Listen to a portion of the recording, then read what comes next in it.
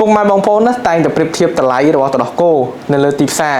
ថាទឹកដោះគោនេះថ្លៃទឹកដោះគោនោះថោកប៉ុន្តែអ្វីដែលសំខាន់បំផុតគឺចំពោះតម្លៃរបស់ទឹកដោះគោ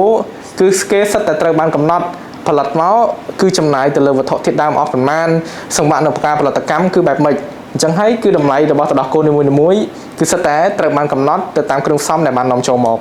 ហើយពីដំបូងឡើយខ្ញុំតែឆ្ងល់ថាទឹកដោះគោមកកំប៉ុងហ្នឹងគឺផលិតឲ្យតែបានទៅតាមសមាជិកផ្សំឬរូបមន្តដែលបានចងក្នុងទុកឬក៏យ៉ាងម៉េចតែអត់ទេចំពោះដោះគោគីឡូ10 plus គឺសិតតែត្រូវបានផលិត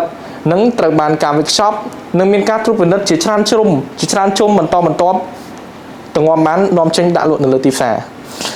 ខ្ញុំចង់សួរថារាល់ដោះគោមួយគឺនៅពេលផលិតឧទាហរណ៍ដូចមានបញ្ហាពាក់ព័ន្ធមួយកំហុសបច្ចេកទេសមួយ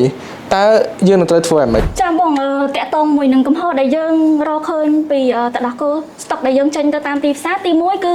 ឧទាហរណ៍ដូចជាការផលិតក្រោយហ្នឹងយើងពិនិត្យឃើញថាវាអត់គ្រប់ទម្ងន់ឬមួយក៏សបកកំប៉ុងក្របអត់ចិត្តមួយទៀតតាក់ទងមួយនឹងការត្រួតពិនិត្យស្តង់ដាររបស់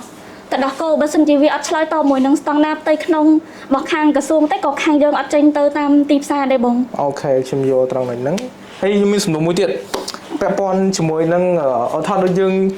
រកឃើញកំហុសមួយពីអតិថិជនឧទាហរណ៍ដូចពេលយើងផលិតទឹកដោះគោយើងគិតថាហ្នឹងតាមស្តង់ដាររបស់ខាងរោងចក្រយើងអាចដាក់ចេញលក់ទៅលើទីផ្សារបានហើយអញ្ចឹងហើយនៅពេលដែលឧទាហរណ៍ដូចយើងយកបញ្ចេញលក់នៅលើទីផ្សារហើយនៅពេលដែលស្រាប់តែមានអតិថិជនគាត់យកទៅពិសាទៅស្រាប់តែរកឃើញកំហុសណាមួយឧទាហរណ៍ដូចជាម្សៅកកដុំឬក៏មួយទៀតពាក់ព័ន្ធមួយក្លិនឬក៏រសជាតិវាអត់ដូចមុនអញ្ចឹងអាហ្នឹងតើរោងចក្រគឺមានវិធានការឬក៏មានចំណាត់ការមួយណាដែលថានឹងអាចដោះស្រាយបញ្ហាហ្នឹងបានទេចាបងជារួមគឺយើងមានកន្លែងត្រួតពិនិត្យគ្រប់ជំហានមានន័យថានៅពេលដែលភ្ញៀវគាត់ប្រសាទៅមានបញ្ហាឬមួយក៏គាត់ធ្វើទុកអីយើងនឹងយក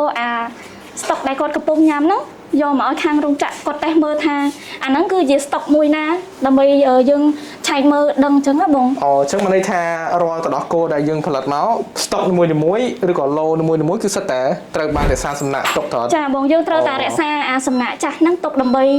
ពិនិត្យមើលឬមួយក៏ពិសោធន៍មើលប្រការណាមួយដែលភ្ញៀវគាត់ញ៉ាំទៅមានបញ្ហាបងបាទអញ្ចឹងគឺល្អមែនតើអញ្ចឹងគឺគេមានស្តង់ដាររបស់គេច្បាស់លាស់គឺទឹកដោះគោដែលចេញនៅលើទីផ្សារមួយស្តុកនីមួយគឺសិតតែគេរក្សាទុកអញ្ចឹងថាដូចពុកម៉ែបងប្អូននៅពេលដែលគាត់ពិសាទៅ